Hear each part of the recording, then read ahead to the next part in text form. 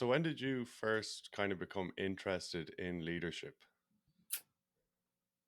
First thing that jumps to mind was a Féile competition, which in Gaelic football or hurling is kind of the under 14s equivalent to a national competition, if you like. And we were preparing for, say, we're preparing for 13 or 14, but getting ready to play in that competition. And I remember, funny enough, the manager we had at the time was a guy called Neil O'Callaghan, and he's actually the current senior hurling manager. But anyway, long story short, I said, listen, I, I remember the General S. Patton was an army general, U.S. Army general, I think, at the time. I was somehow came across some speech that he had given to his troops at once upon a time, and I said to him, said to the manager at the time, "Is it okay if I print out 30 of these and just stick them in an envelope and throw them in the lads' bags?" And sure, I was probably 13 or close to 14, maybe. He thought I was a bit mad putting out these motivational speeches in the That's lads' class. bags, but I did that, so probably made no difference. But that was my earliest kind of memory around like leadership and what it was. I remember researching people like him at the time. Class. And I saw you captain Dublin 21. So, like, were you a captain of teams throughout, say, 15, 16, 18? Yeah, a couple of times in the school teams, hurling football mainly. Played a little bit of basketball and things, but wasn't obviously too good in that those sports. And then around the club, yeah, same equivalent growing up, and then on the county teams, lucky enough, yeah, something similar all the way through. Yeah. And with the motivational speech there, I think that's what we see a lot of like leadership when we're like younger. I certainly did as well. Like you look at people giving these rousing speeches and you kind of think like that's what it is. But Mm. I suppose then have you realized kind of in the last few years, like with the Be Unrivaled and that, the kind of other aspects to leadership besides the person who gives that rousing speech, a minute before going out onto the field or on the field and, the kind of other aspects of it. Yeah, I think it's probably, and you'll know this as well, probably gone away. I hope it has gone away from the banging the table and the sort of the motivational aspect is obviously a portion of it, but influence maybe is a better way to put it. And so your everyday behaviors, your language, your body language, your impact on the subconscious mind is probably a lot more has a lot more longevity than the inspirational, motivational 2 or 3 minutes. Albeit there is a point in time I think where sometimes that can be useful for certain contexts and so on. So yeah, you see a lot of it's obviously so nuanced now, and there's so many layers to it, and there's a ton of leadership development programs and courses and executive coaching, performance coaching, which is great because I think no one stroke will suit all at the same time as well. So equally the guy or girl that's finds themselves a little bit more connected with the kind of hierarchical kind of that way of leading at times can be quite successful as well. So I think there's a blend to it all, isn't there, in terms of the approach you take, the context, the person that's in front, the group that's in front of you, the target, the goal, etc. So all context depending, and then from that you then go in, okay, it's that stroke or it's that one piece of color that needs to be on this, on this picture at this given time. So really interesting. I think it's a long way to go. To be fair, I think it's really grown and developed certainly, but at the same time, probably come on leaps and bounds in a short enough period of time in my mind. So I think the future, the next couple of years, particularly in the context that we're all in at the moment, I think has somewhat of an exponential kind of burst over the top of the surface of the glass in some ways. Yeah, for sure. And like you mentioned there, the banging the tables beforehand, and some people might still be kind of in dressing rooms where there's a lot of that happening. But have you seen like big differences from when you started out, say, or even under 21, say 10 years ago, at a kind of started at a high level, I suppose, to today? The kind of dressing rooms that lead up to games and those kind of environments. Yeah, you definitely see differences. Whether it's been it went in my time so far, it's gone from the bang of the table to the polar opposite. It probably hasn't for me in terms of my experience. Lucky enough to have Jim Gavin as a leader since I was 18, so I kind of spent 11, 12 years with him. So he was never in that kind of sphere of motivation and influence. And now certainly with club or with school or different elements, you do have that type of character. But thankfully, in lots of ways, in my mind anyway, it hasn't been a consistent sort of certainly at the earlier stage hasn't been wasn't consistent in terms of seeing that a lot. But I think coaching, leadership, performance, mindset, that type of space has certainly come on leaps and bounds with regards how it all applies to the individual. You obviously see a lot of mindset and mindfulness and presence and controlling momentum and all these really powerful things that I notice reference the whole time. If you go to the gym, you see yourself getting bigger, faster, stronger. Whereas obviously in the mindset side of things, it takes a little bit longer at times to sort of see that change happen, but maybe a lot more deeply rooted with regards how it can be really impactful at that clutch moment. Um, it doesn't have to be sports; it can be any type of performance that you're involved with. Yeah, it's such an interesting point you make there about the mindfulness and that kind of side of things takes longer to see the results, and I think a lot of people fall down with that. It's that probably I'm 32 now. It's probably somewhat my generation, but particularly for maybe the people that are a little bit behind me. That expectation around wanting something now. You flick on your phone, you have your Amazon, you have your social media, you have your links to your mates and your friends and your social connectivity, and it's that in some ways it's patience, in some ways it's kind of seeing the bigger picture, but it's that appreciation I think of, okay, well, what are you actually trying to do? What is the purpose to something like mindfulness? Let's keep yourself still, so in those moments you can bring a lot more clarity to a situation, and if you link that across the performance, it's okay. In those, in our case, 82 odd thousand people that are standing around you in that one situation, that one decision, okay, you won't refer and you won't be still as such, but you'll have the appreciation, you'll have the power um, of what you've been through, if you like, in terms of the whole training aspects and what goes into, say, mindfulness or mindset, as an example. So it's trying to link it back for people. And I think it's important as well, that I mentioned there briefly, was sports, maybe some of this particular angle, but this can equally apply if you're at home with two or three kids, or if you're in work and you're on that career trajectory, or you know what, you're in a little bit of a lull, you don't know whether to go to career, you don't know where to go to traveling. There's different appreciations and I guess lenses that it can apply to in any context, give or take. Yeah. And what kind of practices would you have outside of like Monday to Friday, outside of your training to help you become more mindful? I think what definitely kind of, and this for me has a different kind of, it ebbs and flows at times. So for example, when it's in the thick of a season for me, there's different, what would I say, I guess focuses at times, whereas earlier part of the Yeah. season, which is where we are now, I've had the press. So I get up every morning, do my stretching. Sometimes it's yoga, sometimes I'll sit there in terms of, maybe it's a deep stretch. Other times I'll be following along, watching somebody do a mobility exercise. But it's a period of time, irrespective, that you find yourself for 10, 15, 20 minutes. You're getting up in the morning, you're getting into your day in terms of you're controlling. I think that's the important thing. You're controlling how you want to, I guess, attack your day, how you want to Mm. approach your day. So for me, it's that. Get up before work in the morning. Sometimes might go to a pool quite local to me. Some might go to the pool, etc. And at times, you're trying to find those spaces. For me, and I'm trying to find a space where you can't easily have my phone here beside me, easily pick up the phone and easily go to a mail or a LinkedIn or a social media account or whatever it may be. So it's trying to, I guess, separate yourself. That's probably not the right way to kind of say it, separate yourself from that kind of itch and urge to go back into that space. So yeah, that's what Yeah. it looks like for me starting the day in that regard. Yeah, it's so important starting your day, isn't it? It's mad. Like I found that as well.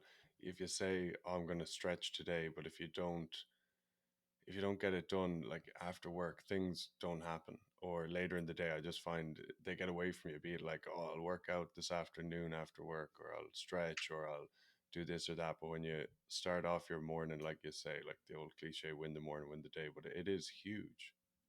No, definitely. And some people it might be it's out for fresh air. Some people it's a run. Some people it's a Yeah, bit of stretching. Some people it's podcast in the ear, strolling around the house or the bit of yeah, space you might have, or whatever it may be. But I think that's the important point: is finding and then controlling what works for you. Like often, and you hear a lot of it now this time of year, like New Year's resolutions, everybody having certain periods in the gym, staying off alcohol, that type of thing. But then inevitably that sort of peters off, or people lose that bit of connectivity to it. And I think if you look at the what around it, some people jump straight down going to the gym every morning. But if you look at the why to it, well, why are you doing that? Okay, starting your day or having those practices or going to the exercise, etc. The why is, you're fitter and you're healthier. The why is it gives you clarity on your day. The why is it's linked to that performance. So trying to dig deeper away from the what, as important as the what is, and going into that why. I found not only myself as an athlete, but found working with athletes and working with people in different performance sectors that that is, I think, where the magic is, or the magic lies at times, can be a little bit harder in my experiences to kind of unearth or really spend time harvesting. But the extra time harvesting might take 2 or 3 months, but then it gives you that kind of foundational stone that when you go to push off, there's a really solid base of support and ground there to kind of hit the targets and hit those targets on a sustainable basis. Yeah, it's mentioning there knowing your why. That's so crucial, isn't it, for kind of all aspects, be it like you say, professional, sporting, anything, because like you're going to hit those hard times, isn't it? Yeah, just so important, like taking time to know that why. Definitely, and for people, it's, for athletes, it's potentially an outcome based kind of why, or maybe you're looking to achieve a goal in that regards. For other people, it's very much community based or it's family based, and there's a lot of appreciation that they want to give back or repay or whatever it may be.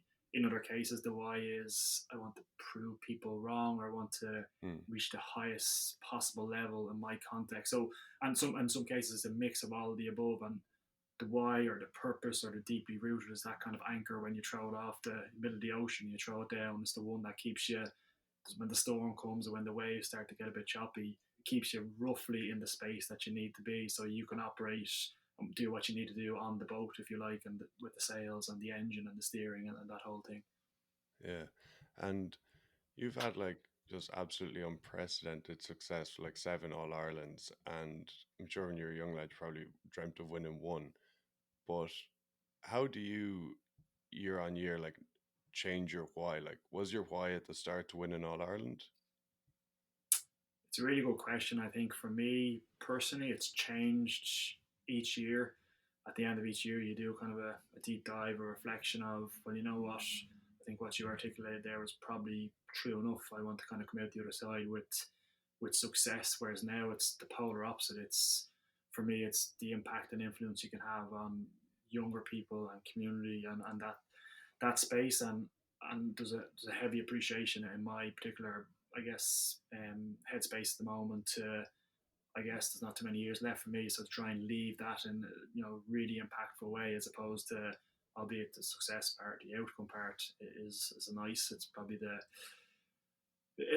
the kind of the flashy and the shiny thing, which at times can draw your attention towards, but that's probably a lot more short lived because you've missed in all the process and all the clues and all the, every time you go through a win or go through a loss, or every time you have a training session or a conversation with a coach, all the magic that comes with that. So trying to collect all of that, for me anyway, trying to collect all of that the last number of years and really store that to, as I said a moment ago, that you have a really strong foundational collection of thoughts, of experiences, of appreciations, as opposed to, I want to look at that piece of silver, a piece of trophy, whatever it might be, because inevitably, I guess the process and the equation tends to look after itself to some degree, give or take, with a bit of luck. So trying to pack, as you're talking, asking the question, trying to pack one side of the equation with a really robust set of structures and substances, that the other side of the equation just is what it is to a certain extent, or whatever that may be. That mightn't be good enough to win,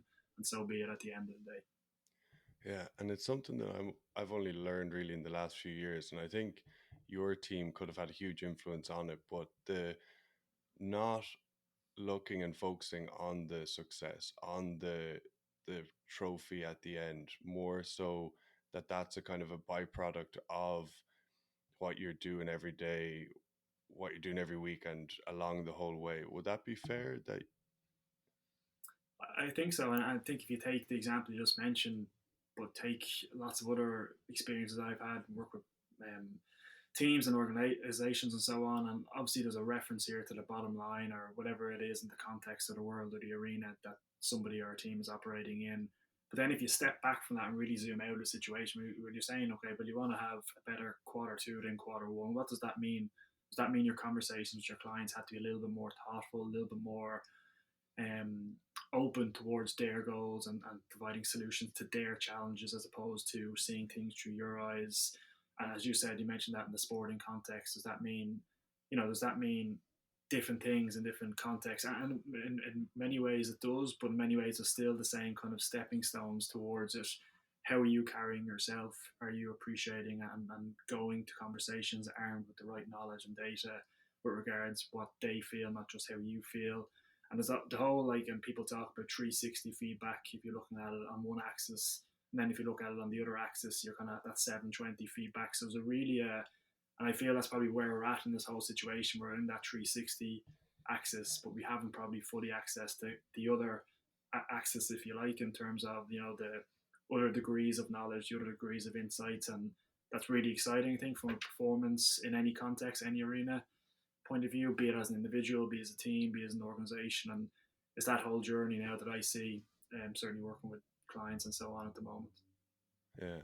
You mentioned their feedback. How important is that in corporate and sporting worlds? Sporting, it's thankfully, as I stand and you ask the question, it's something that if we're not providing, and I mean this from a teammate or in a sporting point of view, if we're not providing that level of Jonny, I seen you did this, brilliant, Jonny, I seen you did that. I don't think that's going to work, because ultimately when we're in the fine margin or the 1%er, the team will fall off the cliff as a result. So in sporting terms, it has to be quite, I wouldn't say clinical, but at times it does have to be clinical. Other times you'll have the space to really approach it in different ways or package it and so on. In the corporate world, particularly now with COVID, it's a little bit more challenging. Again, I think it comes back to the appreciation of the why. Well, if we have that trust and that basis there, when I did a master a few years ago, I looked at trust in a thesis, and that's kind of the foundational piece for all social exchanges, and the building up of that trust, I think, is really critical and important.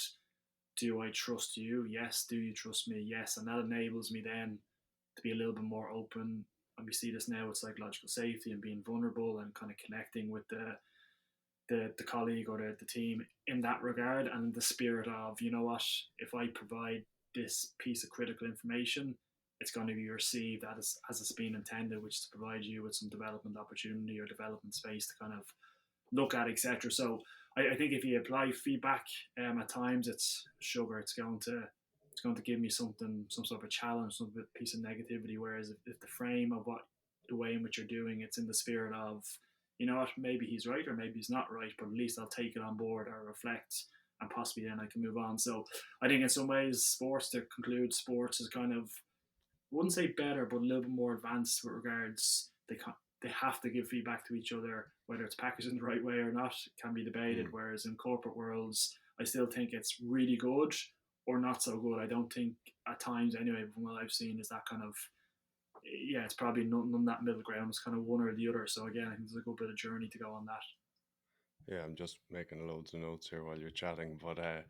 think, like you're saying there, trust. Like if you have people's trust, then that builds a strong culture within a team. If people trust each other, and then if you have that like positive culture where people trust each other, it becomes a lot easier to give that honest feedback.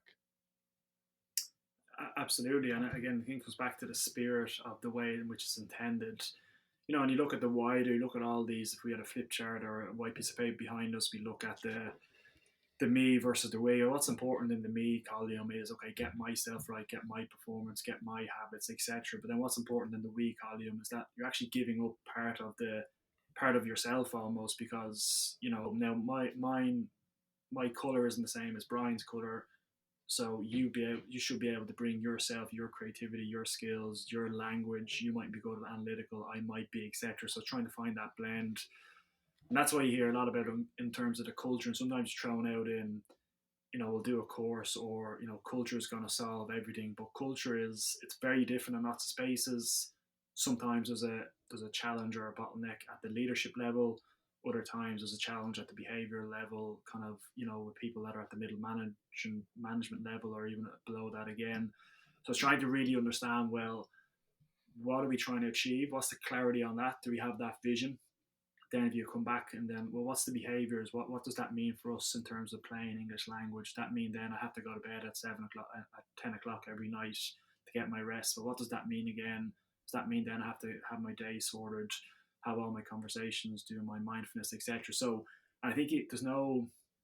I think this is where I get a little bit too passionate. There's no I guess, you can always step your way back a little bit more. So does that mean if I get up at 7 a.m. for mindfulness, that means I have to be in bed at 10 p.m.? That means I have to have my food at 7 p.m. the night before. That means I have to have my Mm. work in order. And if you keep working your way all the way back, knowing where you're trying to get to, inevitably you'd be standing with your 2 feet where we are now, saying, okay, we're doing this for an hour, then I'll go off and do whatever the piece is. But you're always stepping towards where you're trying to get to in the individual space. And then if you look at the other 19 plus 20 of us on a team, then that comes back to that trust again. Well, I hope Jonny then is doing more than I'm doing, or hope at least he's at a similar level. Because ultimately, if I'm giving 5% and you're giving 3%, then the outcome is going to be 4%. We both kind of had to trade off what we're doing there. Yeah. That masters sound really interesting on trust. How, and I think it's something that's so important in sports, but what are some things that can build trust between teammates? A fascinating space. And briefly, I looked at trust in a leader and the impact that has on performance. And when I was doing the research around it in terms of literature reviews and so on, what you quickly come across is that trust goes two ways. It's trust is outwards towards Brian, towards my leader. Do I trust, as in it's going out of your psyche, out of your body? Then there's also felt trust. Do I feel trusted? And if I feel trusted, I'm more likely to bring myself to work.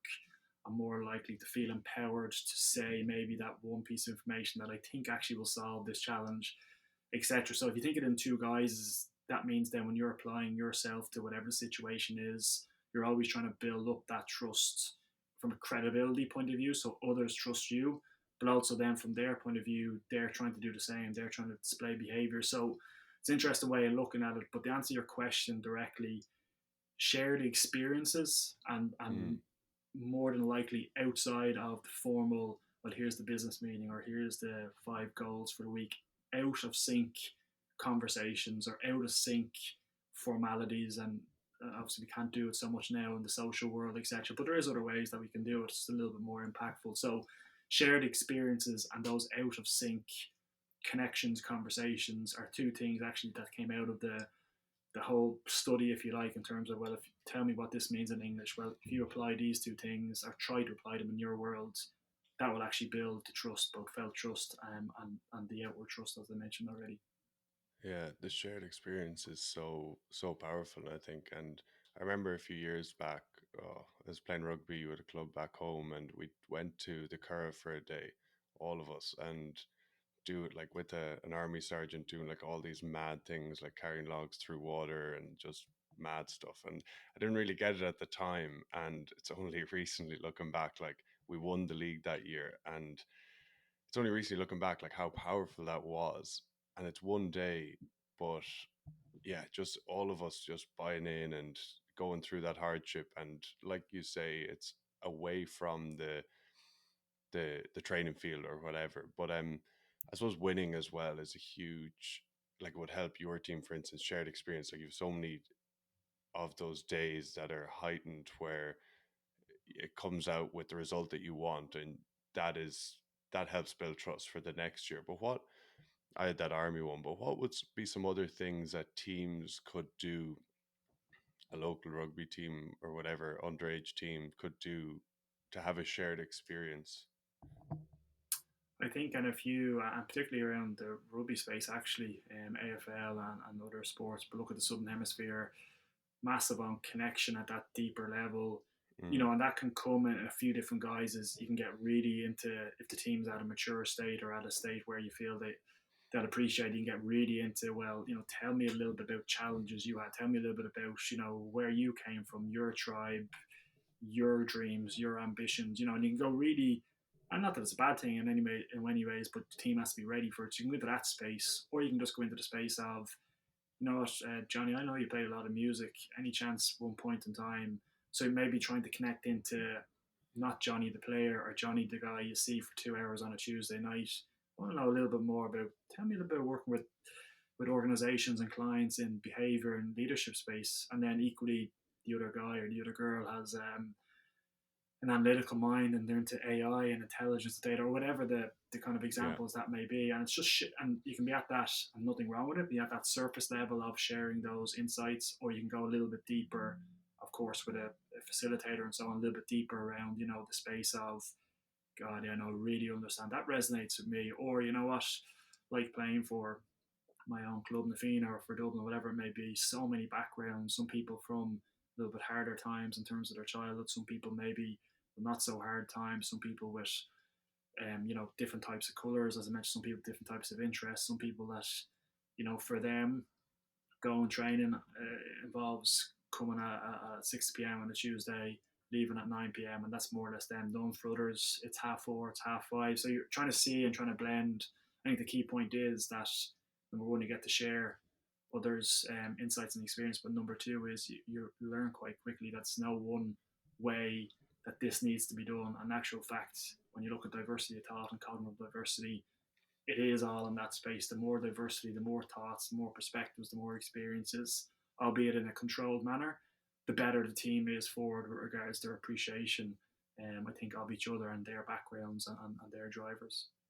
Yeah, and with connection, you mentioned the word earlier, but being vulnerability, like showing that, I think really connects people a lot quicker and a lot more. But I suppose at times it can be sport hasn't always been the space to for people to feel comfortable showing vulnerability. Definitely, because I think if you look back and there's been a little bit of, get on with it, do your thing, front up, um, and not really, I wouldn't say it was ever said, don't show us kind of your emotions, but at times it was sort of, keep Yeah, them to the side because we're here to, yeah, play the game to get, whereas at times, or sorry, even a lot more times now, it seems to be a lot more appreciated, and there's many different clips online and videos and examples that you'll be able to provide, I'll be able to provide, that when that person was able to display vulnerability, when that piece of vulnerability was put into the right situation, be it in a game, be it in a training, in a meeting, whatever it is, you'll actually see everybody really open up and really sort of lean into the conversation. Because I think there's a lot of layers to people that people just see that one little deeper layer in their context. They lean in a little bit more and they're a little bit more. So it's almost contagious in some ways. And of course, you don't want to get too vulnerable and really get away from it. But it definitely, if controlled in the right way, can really kind of propel and harness and provide another. And that's what we're looking for, I guess, in some ways around performance and people is another layer to what you do, another aspect that you can appreciate in terms of your self compassion, but also that other people can appreciate. So I guess when you look at it and break it all down, there's so many different angles, so many different latches and trapdoors, if you like, that come off the back of it too. yeah. And you mentioned as well, like who you are and like knowing the person beyond the 6 to 9 or whatever, the outside the training session. And it's something you mentioned the Southern Hemisphere as well. There's a book, it's on my list, Belonging from Owen Eastwood, but there's been a lot of chat in rugby recently about it. And yeah, just seeing people as who they are versus the player. Does your team, the Dubs, do much work on that? Like you mentioned again, like people come from some hardship or not so much, or like we're all different. But do your team do much work on that? Yeah, I think, and you can apply this to corporate settings. People unable to bring their true selves to work, or there's a mask, or there's something Mm, that's not yeah. allowing them to be their full selves. And when you dig into that, it's such an interesting space. Be it in sports or be it in corporate. So why is that? Well, you know what, the team is a little bit, I just can't connect with them, or I don't feel like they know me. So if you step back from the space a little bit. Well, okay, well, the obvious one is I want Brian, I want Jonny to bring their full selves or as best as possible to feel that level of connection. So what do we need to do? And in some ways, you're doing a bit of an audit on the team. Well, is it a young team or an old team? Are they, in terms of their establishment? Is it the start of the season, middle of the season, right in season? So you're sort of looking at the space, the environment as a whole, and then you're looking for those opportunities to introduce it in some ways. Well, how could I? And it doesn't always have to be formal. How could I get Jonny, unbeknownst to him, perhaps to lead a team meeting, or Mm, maybe I'll give Jonny a bit of space on Saturday and two other guys or whatever it may be on Saturday to maybe tell us about a little bit more about themselves. So you're trying to kind of see around the corner a little bit okay, I realize where the team is at. You know what, Jonny could really benefit from having a little bit more autonomy or empowerment. So maybe I'll give him this little piece here. And then all of a sudden, 3 months down the road, you'll have a couple of social activities. And then you see that kind of the flowers starting to open a little bit of, okay, it's a little bit more bringing himself. So I guess it's context dependent. I think it's critically Mm. important because ultimately, if you have the shield on you, you know you're not allowed your shoulders to relax a little bit, and that uptight I think comes across with regards, okay, the conversation isn't as flowing, and like you have it in your head the whole time. Particularly now I work with people in that space, unlocking that potential, and if they can just see or just find that one little, and it mightn't be a confidence or a belief thing. It might be the space is wrong for them, or it might be their approach is wrong, whatever it may be. But unlocking or tipping that one domino can really kind of see that beautiful set of actions occur behind it. I think that's kind of the space that we're all, myself included, all looking to achieve as much as possible. Is, I'm not saying everybody is stuck, but perhaps somebody is stuck here. Okay, well, have you looked over here? Have you talked to anyone about it? Who do you trust? Maybe it's a coach, maybe it's a colleague, maybe it's what you see now is a lot of, and you mentioned Owen Eastwood and belonging earlier on, doing a lot of work with England rugby, as many other people like himself, and the value that's in that now in terms of not only coaching the coach, but having somebody kind of, performance coach, a mindset coach, etc. And they're all quite important now, in kind of not only a sporting arena, but I think in a corporate setting with regards to the importance of nearly coordinating and having the ability to stitch the kind of thread through the right spaces at the right time, with the person obviously leading from the front.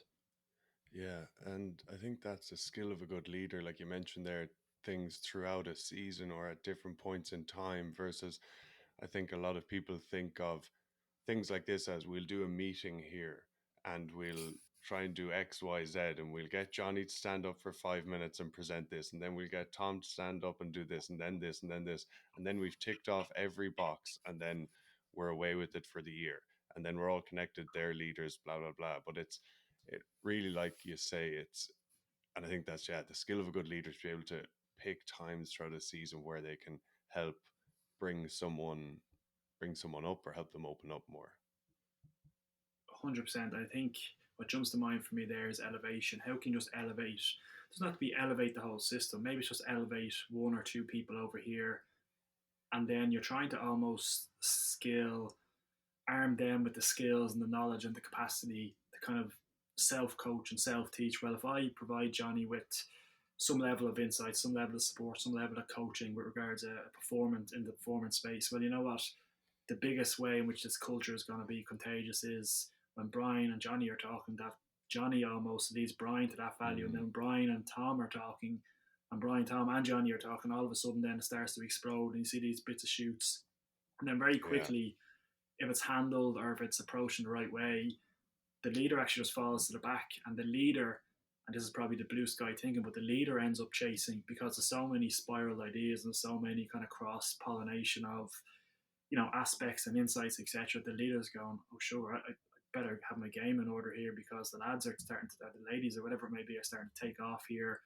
I need to see around the corner again, and that's the job of a leader in my head, in my mind, is trying to see over the hedge consistently, trying to provide more stimulus, at times trying to put a spotlight right on that piece that you think, if lads or ladies or whatever it may be, this person spends more time here, very quickly that will grow. So it's that kind of, subtle and deft touch of where's more spotlight, what needs more water, what needs a pause, what needs to be taken off, what needs to be pulled on. And you see it a lot now with I know it probably started with Scott Robinson and Southern Hemisphere around teaming and visioning and storytelling, and it's probably come up here to the Northern Hemisphere a little bit, albeit not fully in Ireland, probably just yet. So there's so many different ways, and that's probably maybe not even the best way in some ways to do it, because what's around the corner, what's the next, if you talk about maybe some of the recent big areas of performance, it started with purpose and really digging into that. Now it's starting to get into the art of leadership. Now it's starting to get into, well, who's coaching the coach in terms of performance, who's always, and now we're probably hopefully getting into the space of people are starting to invest a lot more time in themselves, for muchly spend on a cup of coffee. Maybe 6 or 8 or 10 or 12 quid a week for the price of a couple of cups of coffee a week. You can actually get support and Yeah. services and people that can, So hopefully we're going that way, and that's again what probably makes it very exciting in terms of the space that it is. Oh, it's so interesting something you said there about like a leader kind of helping individuals and building up the individuals, and then how that spirals, and then they're saying then the leader, it comes to a point because we hear a lot of you want the players running the team, and that's something that's spoken a lot about.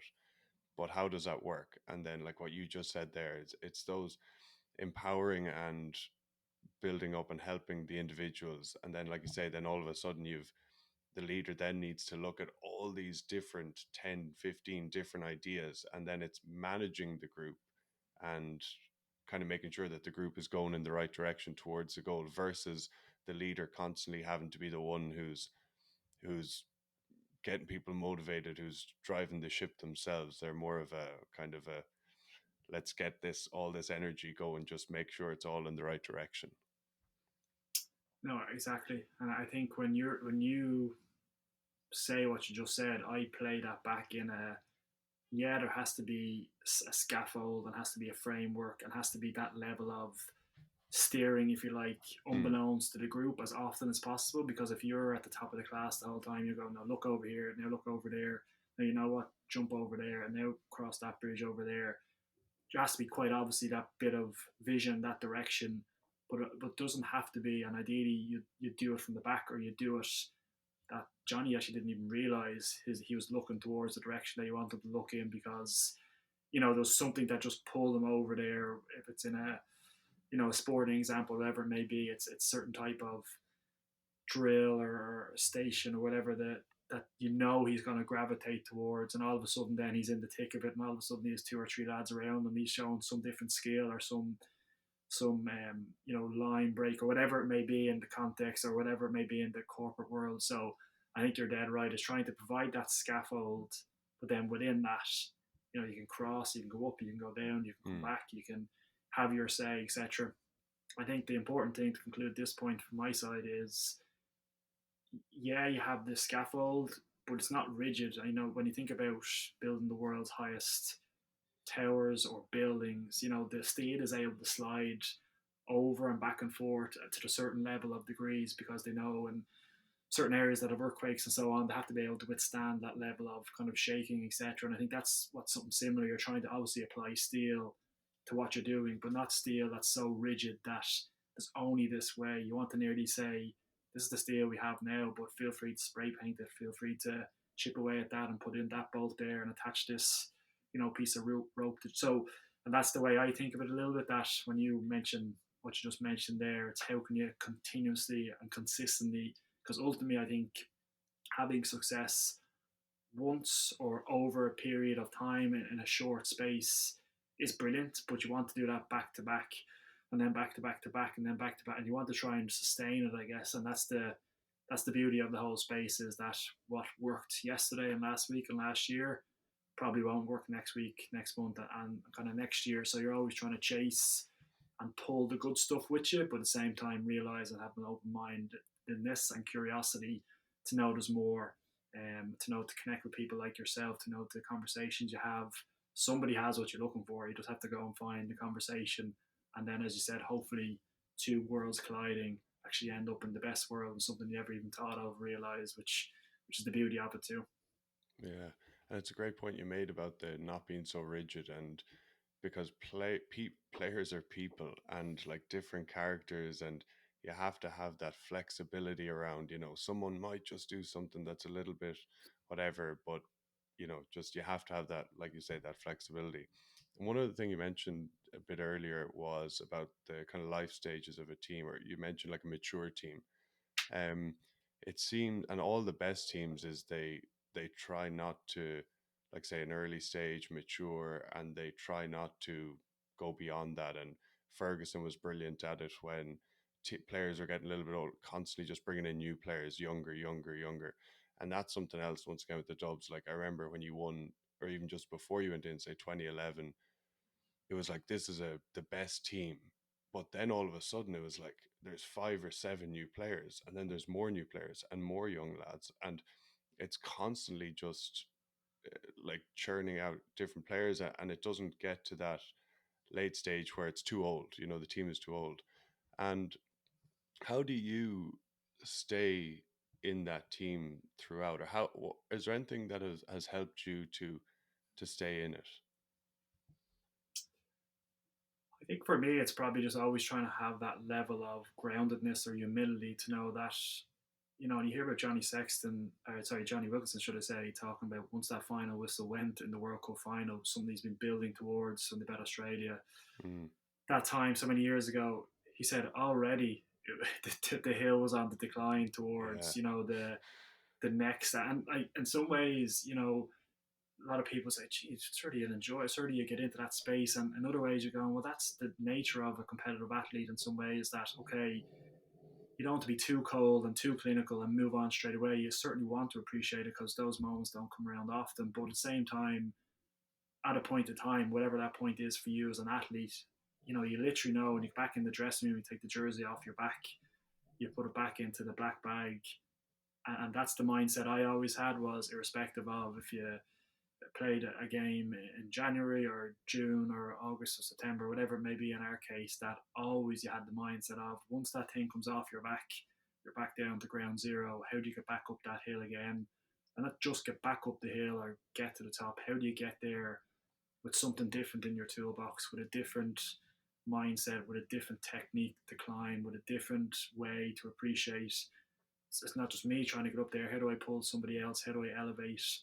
I think it's trying to constantly turn that wheel around, and we spoke a little bit around this. I mentioned certainly earlier on around curiosity. It's going away in the off season. It's speaking to people like yourself, visiting different environments, books, and challenging yourself, putting yourself in spaces that I'm probably not supposed to be here, but you know what? I'm kind of out.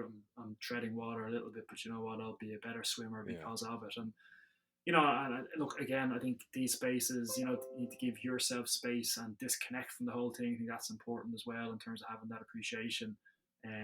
But yeah, that's probably the main thing for me, is trying to, and have, just finished Barack Obama's book and started another one there, trying the whole time to have something in your hand, something to hand, something lined up, some article. There's so much access to knowledge, probably too much, unfortunately, to get through everything. So much access, and you'll generally find that good people will come back to you, and that could be anyone from Scott Robertson to Rowan O'Gara to um, Saracens Rugby, whatever it may be. People yeah, will come back to you, and you can connect. And they'll probably take just as much value or insight to what you have to offer and your exposure and experiences versus then hopefully what you can get from it. And as you mentioned earlier on, those two worlds colliding, all of a sudden then you're 1% better, and all of a sudden then what you did last January, I certainly wouldn't do it that way this January, but you know what? I'll turn the dial 3 degrees and I'll attack it in that way. And that's what Scott Robertson said worked really well, and all of a sudden then you see a bit of gain from that. So trying to have that kind of what's next, what's around the corner, and not in a way, from my point of view, that kind of pulls you down or weighs you down, and really kind of leaning into it, going forward, exciting, glass is half empty, what's more, how can I get better, how can I add more value? And look, that's just something that's worked for me. I think a lot of the Dublin players would have that level of appreciation in terms of what else they can do and more value to add. But when you look at it in say a corporate or a business sense as well, I think there's a really rich set of learning points and a really rich space for people to actually start exploring. Okay, how can I bring some of that sporting world and that sporting kind of capacity to grow into my world? And they don't have to play sports, don't have to like sports. It's a performance in your arena, whatever that looks like. I think a lot of the same kind of principles apply in terms of reaching your capacity to perform at whatever the level is or whatever the context that you're involved with. yeah. That's so powerful what you say about taking the jersey off and then finding the next hill to climb. And another one that came to mind when you mentioned Johnny Wilkinson, like he went through very tough mental health issues, and Tyson Fury said that his whole life he wanted to become the heavyweight world champion and beat Vladimir Klitschko, and he said that when his hand was raised, he was already depressed, and he was Mm, already, because he had nothing else. He's like, well, that's it, and I'm sure people know about his story. I know your time is Mm. tight, but just one other thing I'd like to ask you about: would it would you feel that your role within the team, and this is building back to leadership, is somewhat of like being a physical presence? Like you're a defender, you're a man marking people, and Gaelic is a very physical sport. And would you feel like it's an onus on you to be a bit of an enforcer to like set a tone physically? Because I'm just thinking back to rugby, and it's a huge part of that. There are players in that by people talk about it all the time, rugby, making a big hit, making a big carry, that then lifts the whole team, and that then gets everyone going. Would you feel that that kind of ties in a bit with how you play? Yeah, certainly, and I think it's probably something that it's probably not something I too cognizant of in terms of winning a collision, as you might call it in rugby, or winning the contact or whatever it may be. But it's probably kind of who I am at heart, and kind of in some ways away from the sporting pitch, I'm a little bit quieter. Hopefully, I'm able to converse with people. I wouldn't be too rash or irrational. Where sometimes in games, it's a really fine line. I find that it's walking a tightrope. Position I play is essentially the last player before they reach the goal. So in some ways, it's like, well, if I'm leaning into this situation, quite obviously in a control as best as possible, I'm going to lean into it. I'm going to provide that level of, you know, you know, kind of contact, etc. Now, equally, there's times we have to stand off and you have to time it, etc. But I think what you're mentioning is the impact, or do I feel in some ways it provides a greater team impact? No is probably the answer with regards how I think of it.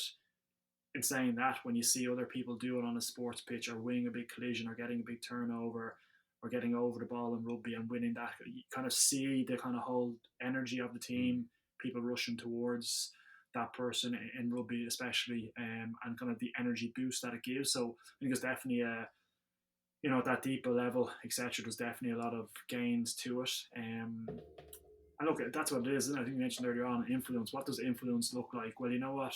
I like the contact a little bit more. Okay, once you do it in a controlled manner, knock yourself out, feel free to do so. Well, you know what? I'm fast and I can get around people. Well, you know what? That gives me energy, and I think that's probably what we're saying. A lot of this conversation is about what's good about you, what's authentic. There's no point in me trying to win a collision if you know what I'm actually much better at. Tackle technique, and that's my forte, etc. So what is it for you that's your kind of natural skill and your natural ability? Okay, well that's fine. Let's nurture that, and let's give you that opportunity. And thankfully, over the years, albeit I need to call out, I've missed the line, I've stepped over the edge, missed that point I was going for. But you know what? I'd rather go for it, go for the miss, and miss with a way in a way that you know what that was the right thing for me to do, because I've practiced so much, I've thought about it. It's not a rash decision, albeit at times it could come across. It's thoughtful. It's in a way that I feel in that moment in time. And sometimes you know yourself, it's the wrong decision when you look back at a TV screen, but in the Yeah, time, the milliseconds you have, it's the right thing to do. yeah. Thanks so much for your time, Johnny. Greatly appreciate it. Before you go, just let people know about Be Unrivaled, where they can find you and what you're doing there. Yeah, well, be unrivaled. It's something that we mentioned right back at the very start. It's something that I always had a passion for, people performance, no matter the arena. I just happen to thankfully have a long kind of experience in the elite sports side of things. So it's really just helping and supporting people, teams, organizations, with regards, the coaching side of things, the mindset side of things, and essentially how in your performance context can you not only reach whatever that level and capacity is, but how can you reach it knowing the clues that got you there. So in other words, how can you sustain it? So I guess lucky enough to do a lot of work in that area over the last little while, in particular on social media. It's being rival Twitter and Instagram for the moment. Always really happy to connect in with people. Very cognizant that whatever I know, it's a slight sliver of the overall pie. So love having these conversations, love helping people, teams, organizations. And as I said, I think a lot of the same clues and principles equally applied from my experience in sports, academia, and in an applied setting as well. Brilliant. Thanks a million, Johnny. No problem at all.